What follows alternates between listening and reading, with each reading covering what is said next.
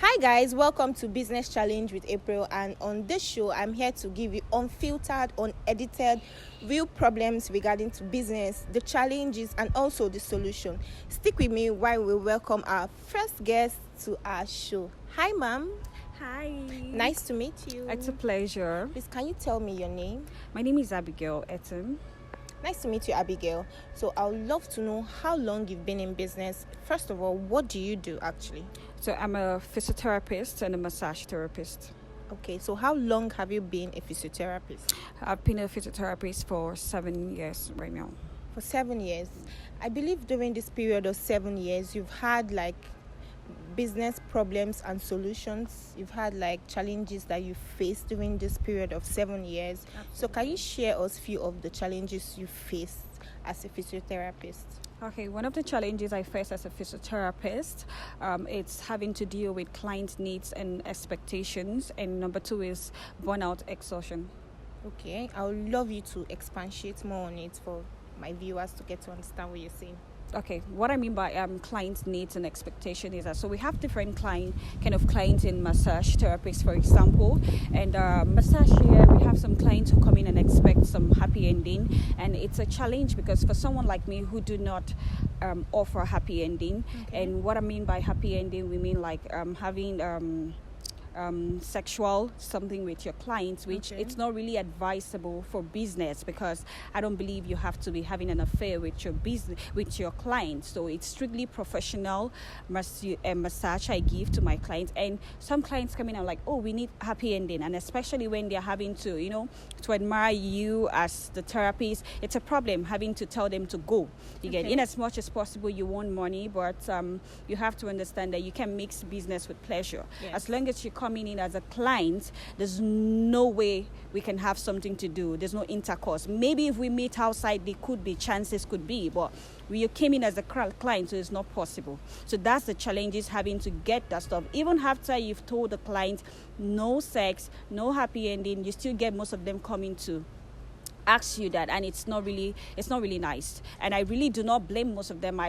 Because we have a lot of people out there who are selling themselves out so cheap for that, and that's the problem. So the clients get to classify everybody as the same. You get, but massage therapy is not like that. It's a very professional job, because I always say I always tell the client, when you go to see your doctor or your nurses, when your doctor or nurse is attending to you, do you ask them for sexual intercourse? You do not ask them for that. So that's how a massage therapist is seen, while doctors to you. So you do not have any right to harass us. So you do that, we have to either decline and chase you out. So. Okay, I get to figure out that this is actually a big problem for your kind of business. This is what you go through on daily basis. So for people that are actually going through this kind of issues, what do you think is the solution to solve this? What do you think is the solution that we can offer to them, give them insight on this is how you can handle clients that come in for stuffs like this? So what do you think?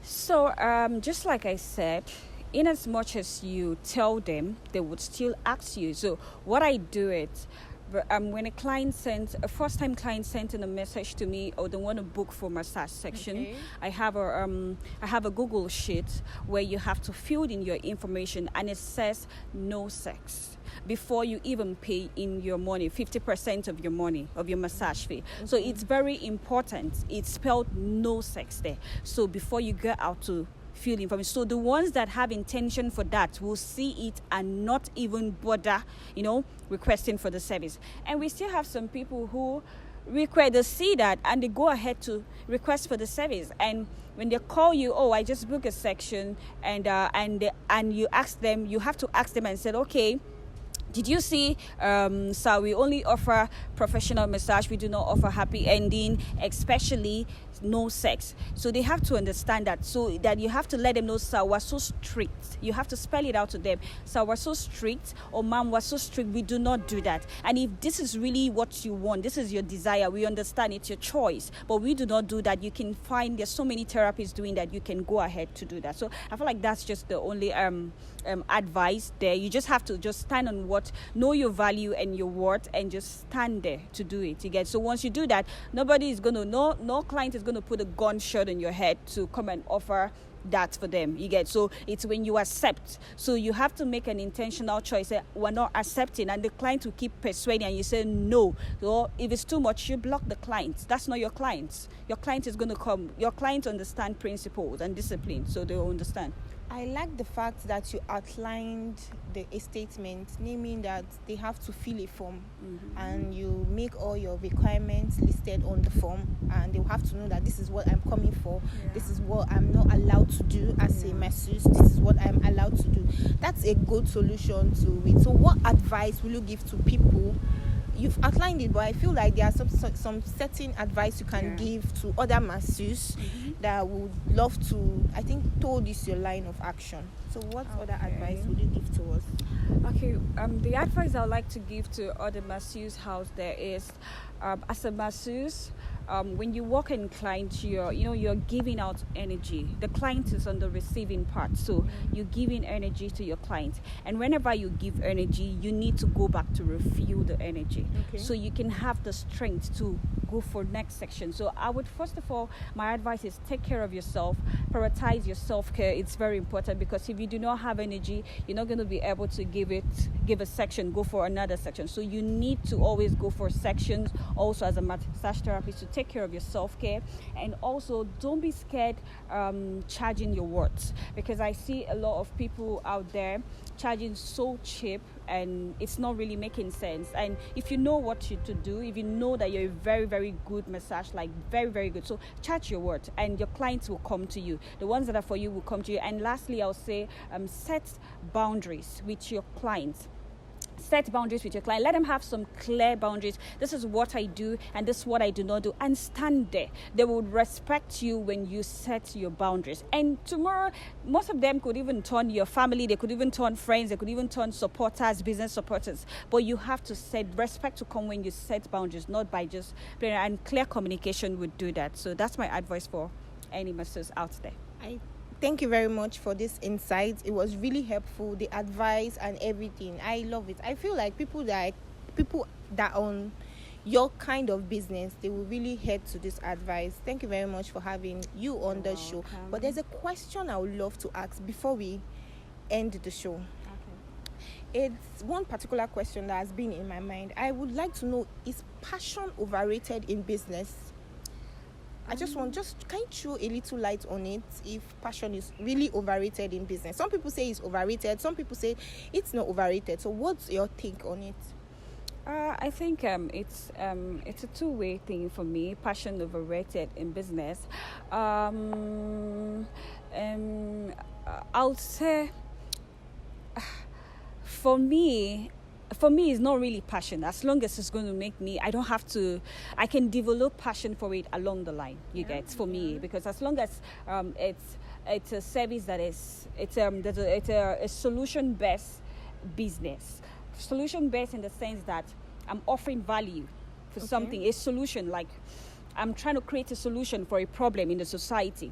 And it's not really something I love, but I see that, that stuff, it's going to help people. It's going to help people. People are in need in this particular area of something, and I'm able to create that solution. And maybe I'm not really the person, then I saw someone who has that, and I'm to learn from that person. I will learn from that person, and along the line, develop a passion for it, because whatever I'm creating solution for would definitely, bring me money, and we're in a business to make money, and thereafter, why wouldn't I develop passion along the line for it?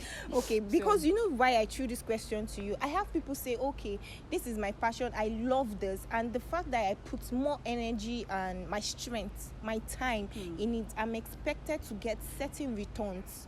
That's why I'm asking if passion is overrated, because people say, this is my passion, I love it, but at the end, they really might not give you what exactly you want, but they will give you something close to. You come out and say, it's my passion. Yes, we know. So but that means that's the thing we're saying. So you don't just have to. You have to spread your eggs on different baskets. So you can't just say, because I must. A lot of us has passions, but we're not following our passion most of these days. Everybody are doing something different. You get, even the graduates are doing something profitable. So it's not really, if your passion goes for you, fantastic, that's a good one. But if your passion doesn't go for you, you're not just going to sit there in a cycle of places and say, I'm waiting till my passion works out. Your passion might not work out, but you did something else that is profitable, that will fetch you money for you to be able to, maybe your passion needs you to a lot of fun and capital to move it for it to bring in the kind of profit you want. And there's a business out there that can generate that income fast for you. So you learn the business and develop love for the business that is profitable, then take the money from there and fund your passion to where it can be profitable to the way you want. So I don't think just relying on just your passion alone makes sense. Okay. So last week I heard something. I want to share a story with you. I heard something and someone was saying, women in business. Okay. Women in business. So I'm throwing the question to you.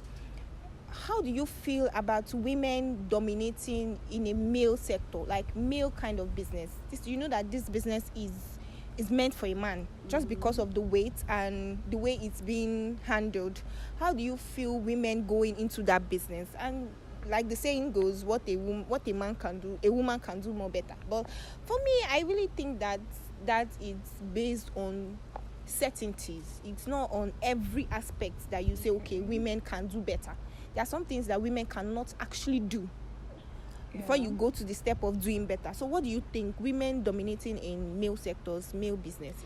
Oh, it's a fantastic thing for women. And first of all, who says a woman can do the male type of business if she has the capacity to do it? So it's amazing. But let's take, for instance, we have hairstylist business. We have male hairstylists and we have female hairstylists. And you tend to see most hairstylists, we know the male hairstylists tend to do more of frontal styling and all that. Sorry, while the female... I would like to cut you short on there. Hairstyling is it's something that everybody knows. What the kind of male business I'm looking at is, let's say, welding, vulcanizers, those kind of hefty business that require you to lift weight or to use extra strength to go into it. So those are the kind of male-dominated business I'm talking about, because on a regular, you don't get to see a female putting up a shop and say, okay, I'm doing vulcanizer business here. So those are the kind of aspects. So I would just say, for any woman out there doing such kind of business, I mean respect to them, because it's not really an easy business. First of all, welding business, you have to, the risks in it is your eye is going to be affected. The carrying of weight is not good for the chest, so it's going to be a lot. So seeing any woman doing that, it's really amazing. Thumbs up for the man, it's really amazing. And that means the woman is so industrious. And all I would just have to say for women like that is just that, just make sure you, as much as you're doing this work, just make sure you're taking care of yourself. Healthcare, it's very, very important. Don't do those hefty work, because normally that's not, a woman is just meant to be soft. Okay. It's just meant to be soft, do the ones you can do. But any woman doing that, we understand how the country is so wonderful. Again, I don't like to use negative, but the country is so wonderful. So I mean, it leaves no one to to no advantage of just saying, okay, I have no option than to do this. So but it's a great job, but just that don't be so into it that you forget about your health. So that's all I'll have to say. So now again, for women that are in fact, different aspect of businesses, what's your take on their health? What's your advice? Because I feel like I've seen too many women, they are all about, my business this, my business that. They're all about going for their business. You see them in the morning, they're already getting ready to go to business, and they stay very late. And those kind of women, sometimes you see them Sunday to Sunday, they are at a particular spot trading, doing their business, and they don't take out time to have the rest they deserve. Their mental health get checked, and their body in general. So what's your advice to those women, being that you're a physiotherapist and you're a masseuse? So I believe your kind of business is a relaxation kind of business. It's what is open for us to relax. And so just tell me, what's your take on it? The women that's always hustling morning to night without rest. Okay, so the thing is that health, just like we do say, health is wealth. Yeah. So it is very, very important. It's not just health is not just about luxury. It's a Okay. necessity. Yeah. You have to prioritize your health. Good. I feel like because no job should come in between your health. Okay. No job should come in between your health. Your health should be top one for you. So in as much as you're working for the money, you want the money, you should, twice in a week, take yourself out for self-care, go for massage section. Massage helps with body blood circulation. It helps relax your nerves. So you go for that. Maybe twice in a week or two times in a week if you can. And if you cannot, you can go for regular checks up. It's very, very important because once you drop dead, somebody else is going to do the job. You get, so you always have to check your health, and that's what I write about because I'm also a copywriter for the health and wellness brand. Okay. So I write for health and wellness brand also as a copywriter. So this is what we talk about, educating people, because people are so caught up in the hustle and bustle of lifestyle, going to work. You see jobs 9 to 5. Some people working out, trying to please their bosses, having no time or trying to multitasking and not even having time. Some even forget their medication. So it's very, very bad because if you drop dead, just like I said, your boss will replace you, and that business somebody else is going to take it. Yeah. So you need to be alive and very well, sound and healthy to be able to work very well and give in your all. So I would always advise people to make sure you take care of your health. Go for checkup, go for massage therapies, book a massage section. Just sometimes just take Saturday for I call it like a me day. Alone time, the way you can have time to just do you. Just someone should just pamper you. It should just be okay. And it could just be affordable. It doesn't have to be that luxury, like, oh, I have to wait till I have money. Because so many people think they have to wait till they have money before they have to go for self-care. When they hear self-care, they feel like you need to have like 1 million to go and do self-care. No, there are spas that that are very affordable. And just like I do a mobile services, so I can come to your house to do it. And we could even do we have membership. Maybe monthly, you sign up for monthly membership, and every month you see like it's more even affordable when you sign up for monthly. It's because a therapist is going to be coming to you in a week. A therapist knows is coming to you 2 to 3 or 4 times in a week, and that's going to help you. You get, okay. And because when I'm just massaging you, as a professional massage, I could be able to detect if you're having any maybe breast lump or anything that would need an emergency for you to go meet your doctor in case of cancer, because there's some people you go down there, a lot of women working, and they go around, they don't know what's happening in themselves. You get, and part of the reason why we have cancer stage 4 cases where it gets bad is because when people if a massage therapist can detect the early stage of it. I can detect, something is wrong here. Go and see your doctor. I can't treat you. But through massage techniques, I could detect something and I'm like, there's something here. You need to go see your doctor. You get, before it gets worse. You get, yeah. So that's the help of, checking up, making sure that your health is number one. So please, there's no excuse for not checking up on your health. There's no excuse for just abandoning yourself. It doesn't make sense. Money is not the excuse. Nothing should be an excuse. No boss should be an excuse. Like, drop that job if they're still choking you. There's no time for you to take care of yourself. Stop the job. So thank you for sharing your challenges you face in business. Thank you for sharing the solutions. And thank you for the advice. Now, viewers, we have something to go back to, something to reflect on based on this topic. So thank you for being on this show with welcome. Us. That massage, I will actually come for it because I need it. Absolutely. I love the fact where you said the monthly subscription and all that. I believe that women in business need rest a lot. We struggle a lot. We take our time to take care of business, but we don't take our time to take care of ourselves.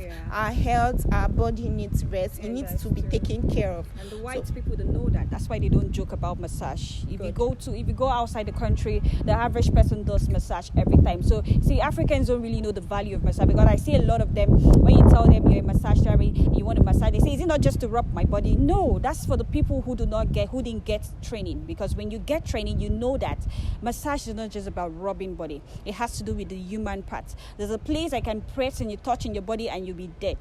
And there's a place I can touch in your body I know that I'm not supposed to touch. So someone who is not trained and licensed, tamper with your body and you'll be gone. So that's why the professional ones know what to do. So and most of these people who get in touch with the ones who are not really trained, who are just doing the rush work, that's why they feel like, oh, massage is just rubbing the body. It's not about rubbing the body, you get. It's a lot. So the white people, they know the value of it, so that's why they do not play with it. You get. So it's something like we need to take it more serious, and also just see your doctor. Its health is something like you just have to make it number one. Create time for it. No one should beg you about it. You should just know, just like you wake up and brush your teeth, you should know that, oh, I need to know self-care, taking care of myself. Good. I love the fact that you highlighted that we need rest. Actually, you should know when your body needs rest daily. It's not every time you just walk. You should know that, okay, at this point in time, I need to rest. I need my health checked. I need to get pampered. This is when I need to sleep. Maybe I'll give myself time to sleep. I'll give myself time to do every other thing. Thank you for being on the show with us. And like I said, this is Business Challenge with April. Thank you to our guests for honoring our invitation today. So don't forget, like, subscribe, share this video. I know you love to see more of this, and we're here to serve you. Like, subscribe, and share. Thank you.